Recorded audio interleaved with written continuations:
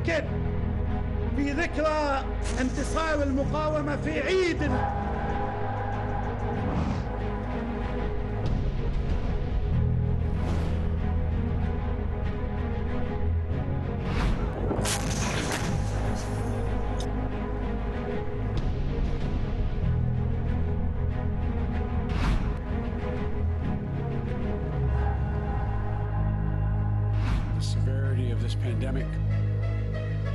في ذكرى انتصار المقاومة في عيد انتصار المقاومة.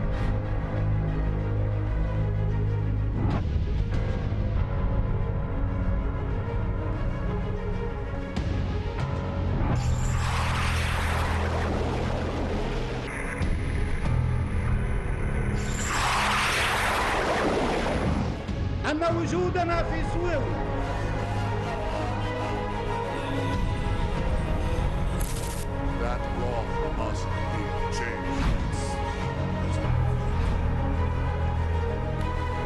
Hay una gran posibilidad de que Estados Unidos ataque y estamos listos para disparar. Alerta Hezbollah. La causa, que Donald Trump no pueda demostrar el fraude electoral y entonces escoja el método de la guerra. Se escucha el tambor del misil, pero ¿todo esto es una farsa o es real? Analicémoslo aquí. Mi nombre es Roberto de la Madrid y esta noche desde esta región que no deja de estar nunca en alerta militar, detrás de la razón.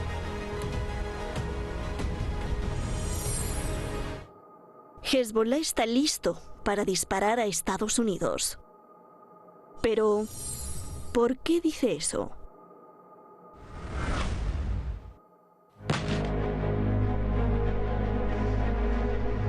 Seyed Hassan Nasrallah, el líder del movimiento de la resistencia islámica del Líbano, primero se burló y festejó la derrota de Donald Trump.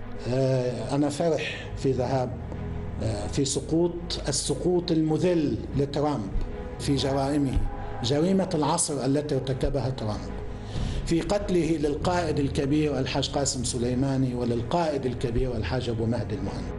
Después, se burló del caos en Estados Unidos, de la elección y del conteo de votos. Y lo más importante, dijo que Hezbollah tiene un dedo en el gatillo, listo para disparar ante cualquier locura militar de Estados Unidos o Israel.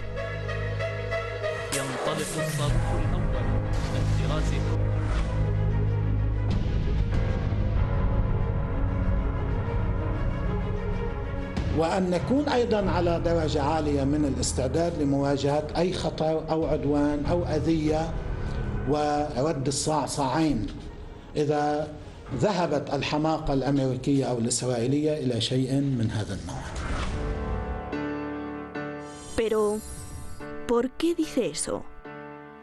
Trump está reuniendo evidencia para demostrar que las elecciones fueron un fraude. Abogados y su equipo trabajan las 24 horas. Hammer is a surveillance tool designed to seek out terrorists, started in 2003. It was converted by the Biden administration into a surveillance tool to listen to American people and record what they were doing. The scorecard is an application like on your iPhone that can manipulate voting data, keep it within 3% so it's not obvious, but switch it from Trump to Biden, which the Democrats did in this election. We will show specifically at what time, for instance, in Michigan at 0400 on the 4th of November, 138,000 votes came in for Biden. We'll show a whole host of these. Pero en caso de que Donald Trump no pueda demostrarlo, hay un rumor muy fuerte en Washington de que podría iniciar una guerra para quedarse más tiempo como presidente, tal como reporta la prestigiada revista Atlantic. De hecho, hay 3 señales extrañas que podrían indicar la preparación militar. 1. Trump despidió al jefe del Pentágono, Mark Esper, que se había opuesto a decisiones militares, y puso a uno obediente. 2. El secretario de Estado, Mike Pompeo, empieza una gira por Francia, Turquía, Georgia, Israel, Emiratos Árabes Unidos, Qatar y Arabia Saudí en busca de apoyo. 3. Pompeo anuncia la intención de darle armas avanzadas a los Emiratos por valor de 23.370 millones de dólares, entre ellas los poderosos aviones F-35 y drones armados. También promete robustas ventas a Arabia Saudí. Todo esto también puede ser una pantalla que esconda otra cosa.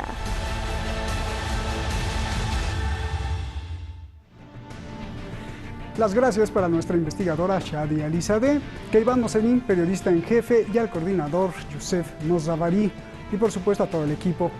Y las gracias más que a nadie, pues a usted. Recuerde que solo usted hace la conciencia, usted decide y usted concluye. Usted lo conoce muy bien, tiene un think tank, es referencia para muchos en Bruselas, para la Unión Europea, es referencia de muchos análisis y tiene el gran olfato de seguir las finanzas de todo el mundo y ver los comportamientos de los que les gusta lo bélico. Gracias, Adrián Celaya. Y también está con nosotros Daniel Lobato, gran activista de corazón y un gran periodista por convicción, siempre denunciando las causas de los oprimidos. Gracias a los dos, buenas noches. Comienzo contigo, Daniel. Cito textualmente a Hezbollah, a Nasrallah, es posible que Donald Trump tenga planes peligrosos, grandes, que podría adoptar en los próximos 2 meses. Dice, es probable que haya una guerra, todas las posibilidades están abiertas, todos nosotros debemos estar en máxima alerta en los próximos 2 meses. Esto lo dice Nasrallah. Daniel, con lo que dice él, con lo que publica la revista Atlantic en Estados Unidos, ¿hay elementos como para pensar que si Donald Trump estuviese preparando una guerra para quedarse en la presidencia o es imposible? Por favor. Muchas gracias, Roberto, por la invitación. Un abrazo, otro para Celaya y un saludo a la audiencia de Hispam TV y al equipo de Hispam TV. Bueno, yo sinceramente no lo creo. No lo creo. Siempre hay que estar en alerta máxima, especialmente en Asia suroccidental, en lo que se llama Oriente Medio también. Hay que estar en alerta máxima por las agresiones occidentales, especialmente de Estados Unidos, o de la gente sionista de Israel, pero no creo que este sea el momento.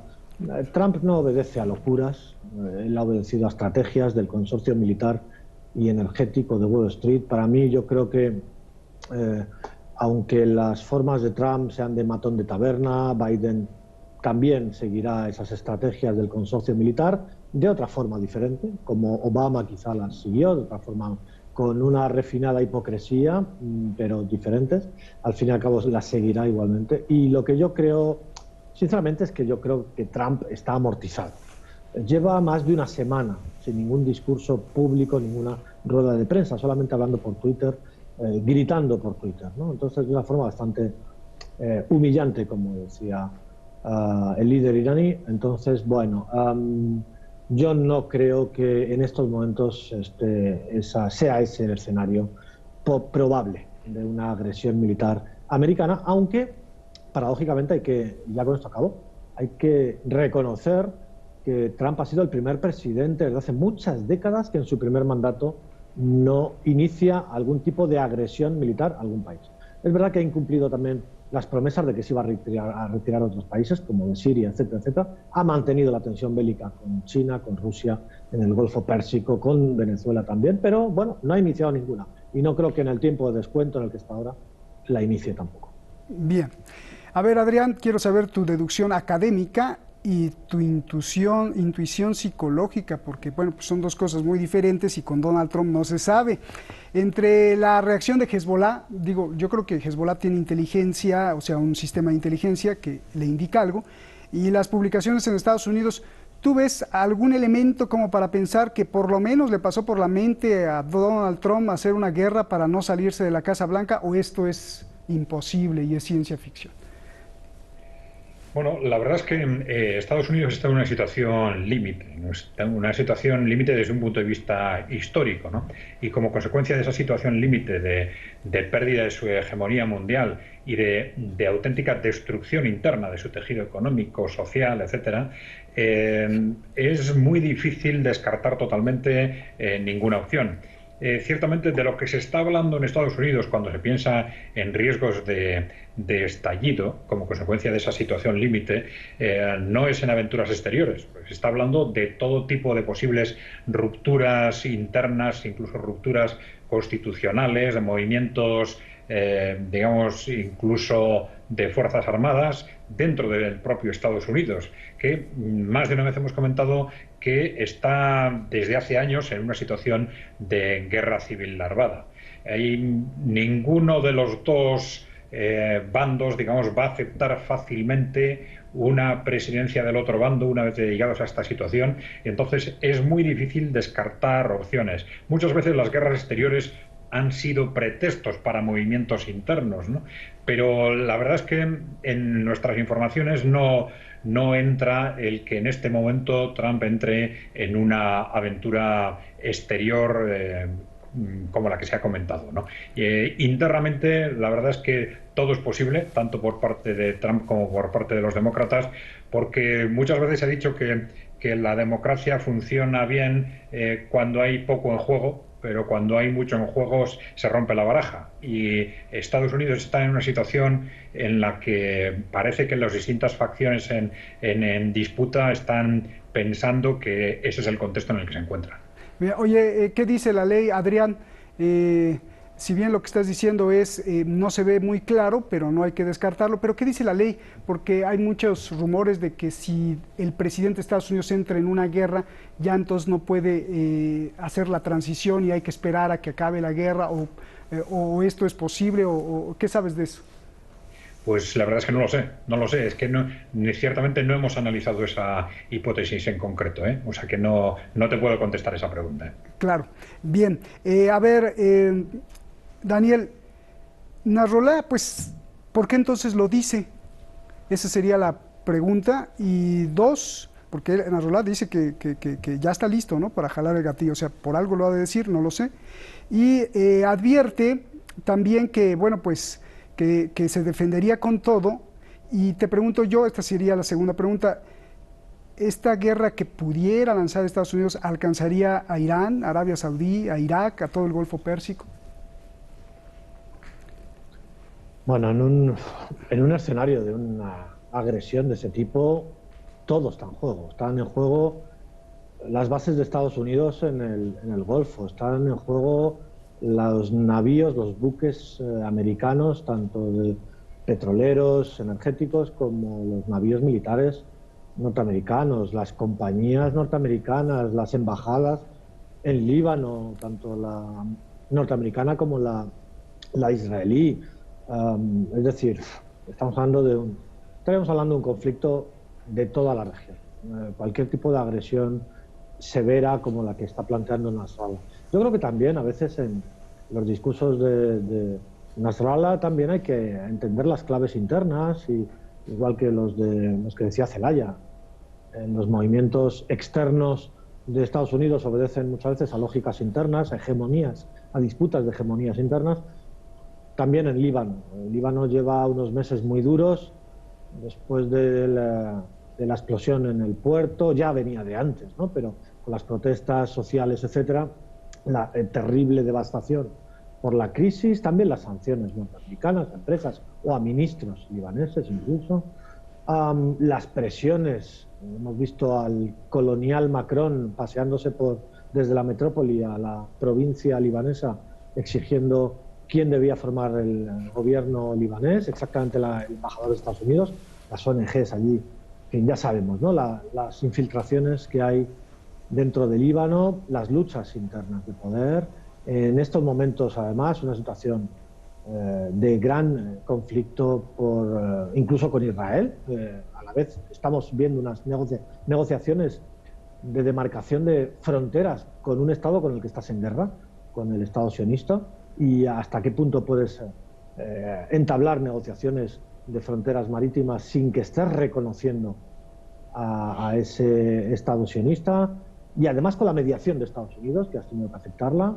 Hay una serie de disputas ahí también internas dentro de Líbano que tiene que, que tiene que dirigirlas y tiene que manejarlas también Hezbollah, y bueno, yo creo que también estas declaraciones obedecen un poco a todo eso. Bien, gracias, Daniel.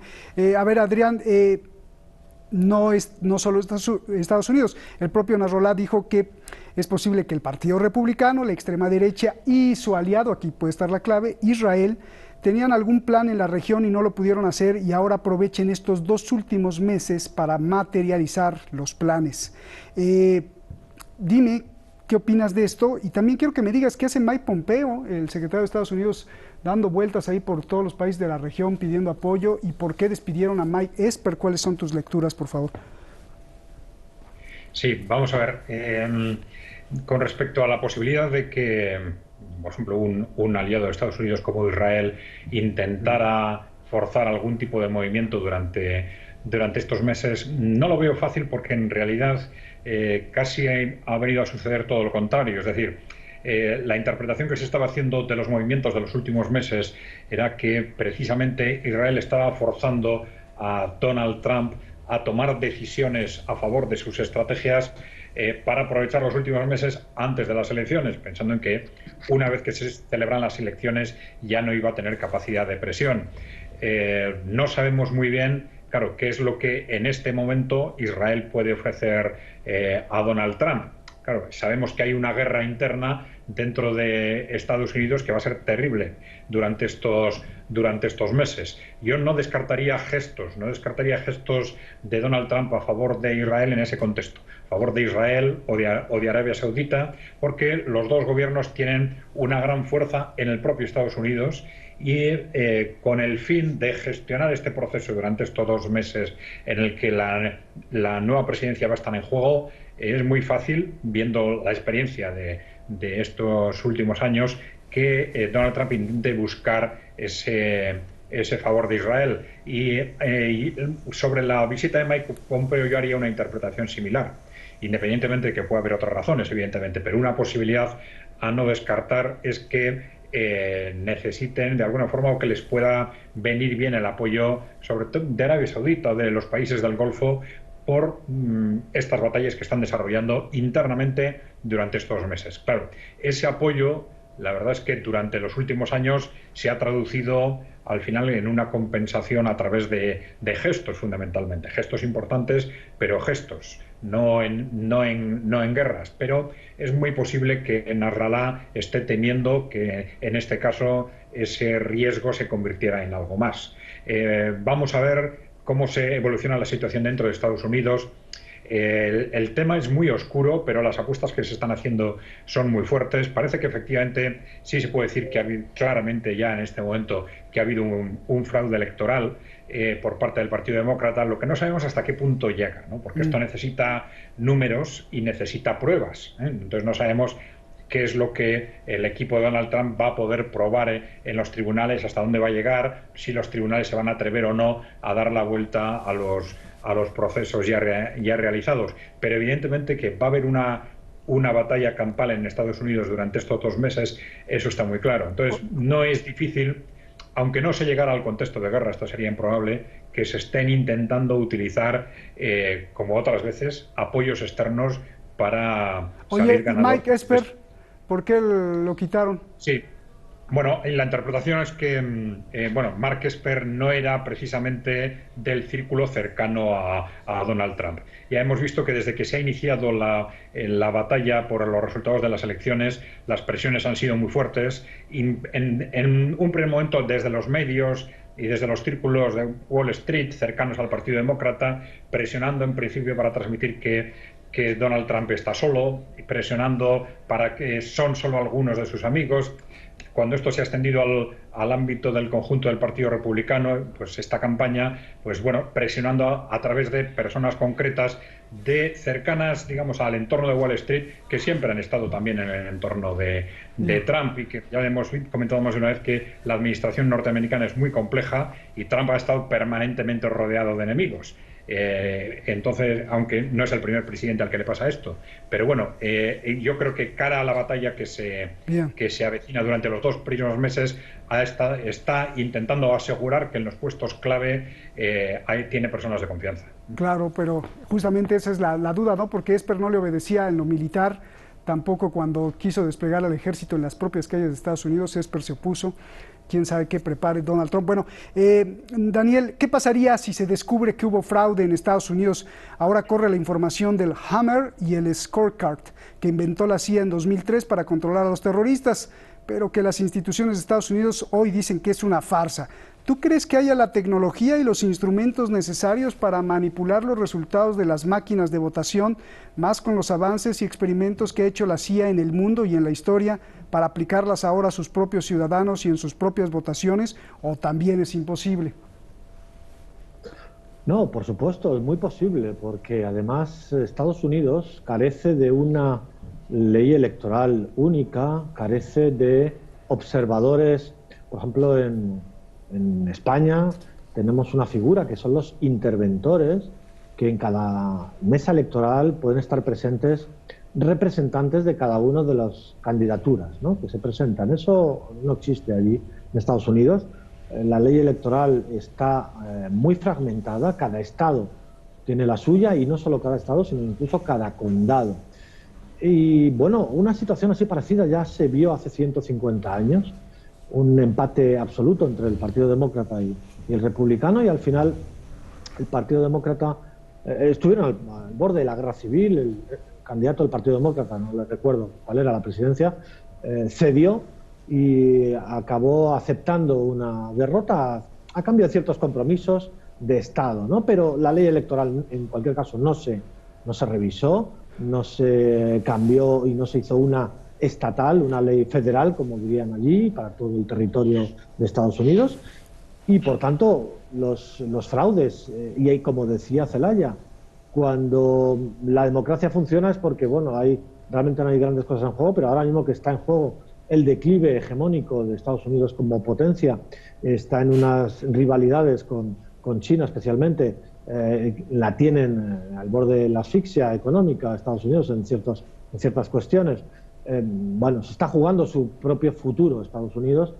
Claro, por supuesto, esa democracia, cuando además no es vigilada por los propios ciudadanos, que el propio Estado se esfuerza muy mucho en que voten el menor número posible de ciudadanos y en que los ciudadanos estadounidenses controlen lo menos posible sus procesos electorales o sean lo menos representativos posibles, pues bien, cuando hay esa pérdida de control, desde luego, en Estados Unidos cabe muy mucho esa posibilidad de fraude. Bien, con respecto a lo que dice Nasrallah de Israel, yo te pregunto, Adrián, ya nos queda solo un minuto. China ya reconoció a Biden, pero Rusia no. Lo que haga Israel será de suma importancia para entender el peligro que se nos viene encima en la región. ¿Cuál es tu lectura en cuanto a esto, por favor? Bueno, son dos temas. Bueno, Rusia no ha reconocido, tampoco México, y China ha reconocido a medias. Simplemente termino con eso, porque no lo ha reconocido, no le ha felicitado Xi Jinping, como han hecho todos los países, sino un funcionario de exteriores, y ha unido una felicitación a medias, porque a la vez que le felicitaba le ha dicho, y espero que el resultado de las elecciones se resuelva de acuerdo con la ley interna de Estados Unidos, con lo cual a la vez estaba diciendo que todavía no hay un resultado de las elecciones, ¿no? Ha sido una especie de jugada diplomática extraña, seguramente porque en China saben también que el proceso no está terminado y que tienen que ser suficientemente prudentes. Claro. Sí, Rusia fue muy claro y México también, pero China, el gobierno chino, me está diciendo aquí mi jefe, que sí felicitó. Xi Jinping no lo hizo, pero bueno, el gobierno de China. Bueno, gracias, Adrián, te mando un abrazo. Gracias, Daniel. Excelente programa. Y bueno, pues yo los dejo a ustedes con esta edición de lujo en imágenes de lo que está pasando. Buenas noches.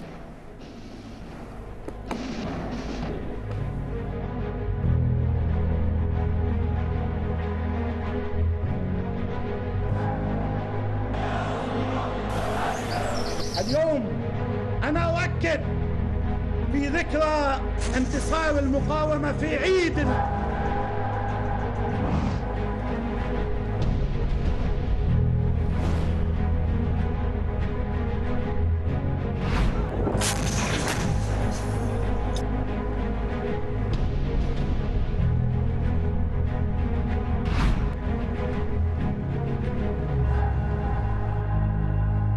the severity of this pandemic. في ذكرى انتصار المقاومة في عيد انتصار المقاومة.